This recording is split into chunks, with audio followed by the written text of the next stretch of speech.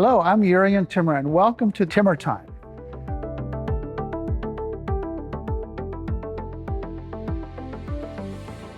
From my perspective, the markets are probably range-bound here. The downside has been limited by what I would call the White House put, if you will, not the Fed put. That one is no longer in charge.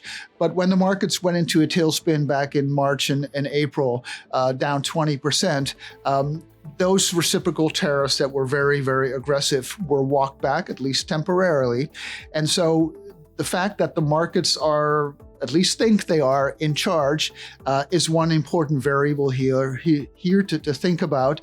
But as the market lifts and recovers, maybe the rhetoric becomes more aggressive again because there might be some confidence, either justified or unjustified, in the White House that they've won the battle and that the markets are going along. So obviously the tariff headlines remain an important indicator here, but the markets are starting to discount whatever they're hearing because the market is now thinking that whatever we hear today might be different tomorrow. And so the markets might have become a little bit more complacent here.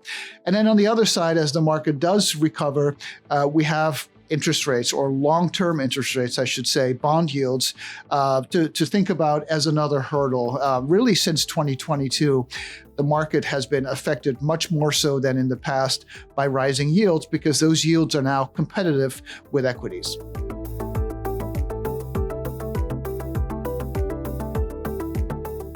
The most important one, I think, up here near the all-time highs is really the yield on the 10-year Treasury, as well as yields on other global bonds. I mean, JGBs in Japan, Chinese yields, European yields, because as yields go up into that zone where interest rates or bond yields become competitive with equities, the equity market has to listen to that. And this is a very tried and true relationship that existed for many decades prior to the financial repression era of the 2000s and beyond.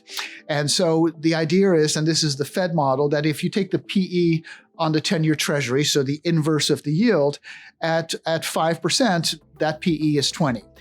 If you take the PE on the S&P 500, that's 20 as well, or 21. So bonds are competitive with stocks, and as yields go up, it's going to limit the amount of valuation appreciation that happens in the stock market. Doesn't mean the stock market can't go up, but it has to be driven by earnings, and those earnings might be offset by rising rates. So to me, that's going to be something that we've been focusing on since 2022, and I think that it will be with us for a number of years to come.